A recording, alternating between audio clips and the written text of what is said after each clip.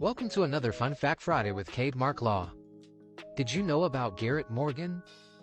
Did you know that he was born March 4th, 1877, in Paris, Kentucky, the seventh of 11 children?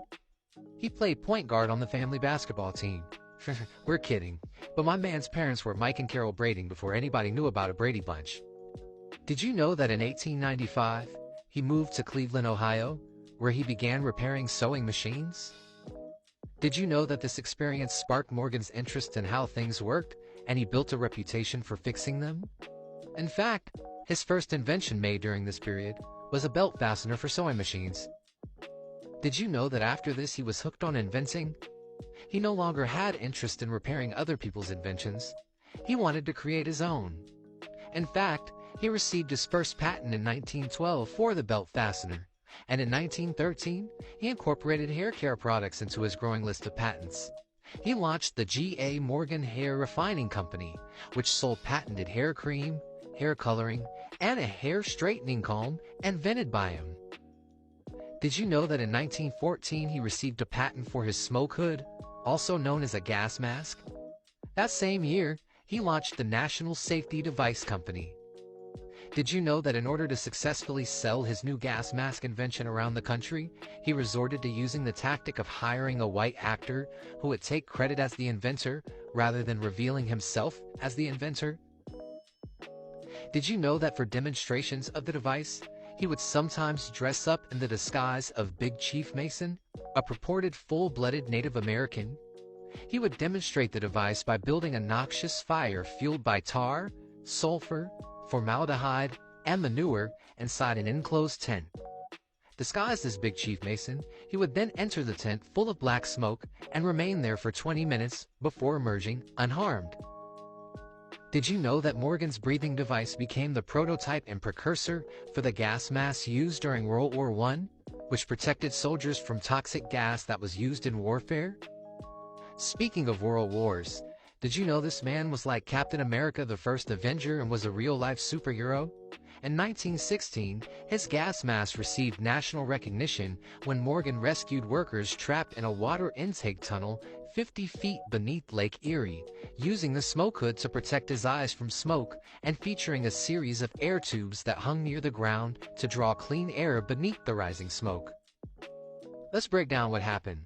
In 1916, there was a huge explosion in Cleveland, Ohio, and workers were trapped after a water tunnel exploded, and before Morgan arrived, 2 previous rescue attempts had failed. The attempted rescuers had become victims themselves by entering the tunnel and not returning. Someone sent a messenger to wake Morgan in the middle of the night because they had seen a demonstration of his gas mask. He, as well as his brother Frank, arrived on the scene still wearing their pajamas and brought 4 smoke hoods with them. Most of the rescuers on the scene were initially skeptical of the device, so he and his brother went into the tunnel alone with 2 volunteers and succeeded in pulling out 2 men from the previous rescue attempts. As others do when they see a bandwagon, they jumped on it. Other people joined in after his team succeeded and rescued several more. His device was also used to retrieve the bodies of the rescuers that did not survive.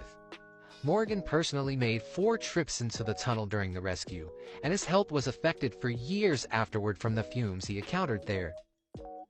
But did you know that Cleveland newspapers and city officials initially ignored Morgan's act of heroism as the first to rush into the tunnel for the rescue, and the key role he played as the provider of the equipment that made the rescue possible in the first place?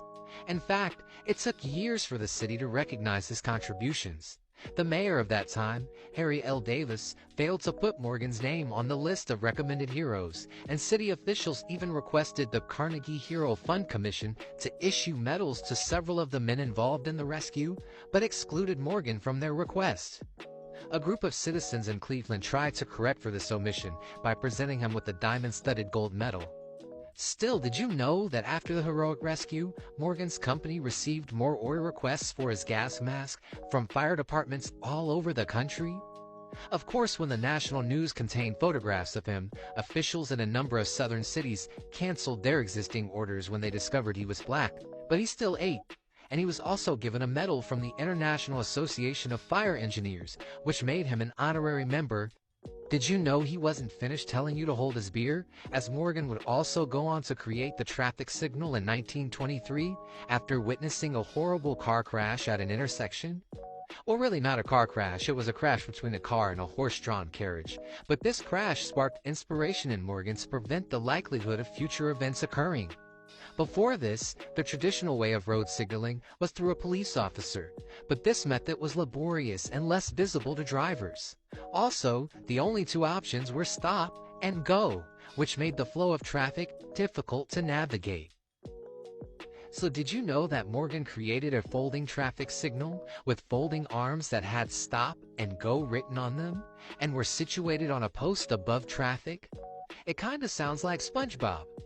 The signals could also be raised halfway in between to indicate caution moving forward, thus creating the primitive yellow light that we all see today. A patent for Morgan's traffic signal was issued in 1923, and he later sold the rights to General Electric for $40,000.